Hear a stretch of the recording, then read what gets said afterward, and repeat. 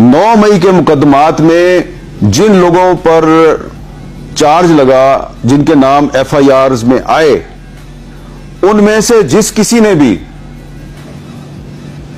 पाकिस्तान तहरीक इंसाफ छोड़ दी, press conference की और कोई दूसरी पार्टी ज्वाइन कर ली, प्रेस कॉन्फ्रेंस की या तहरीक इंसाफ को छोड़ दिया, उनको तो आपने सजा नहीं दी।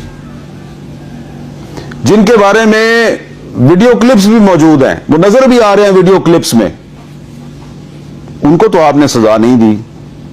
और जिन्होंने आपसे माफी नहीं मांगी, जिन्होंने पार्टी नहीं छोड़ी, उनको आपने सजा दे दी। तो क्या आप लोगों को कायदे आजम के पाकिस्तान में 14 अगस्त और 23 मार्च मनाने का हक है? मैं सिर्फ आपकी बात नहीं करता, मैं अपनी भी बात करता हूं। क्या आपको और मुझे पाकिस्तान में कायदे आजम का नाम इस्तेमाल करने की इजाजत मिलनी चाहिए?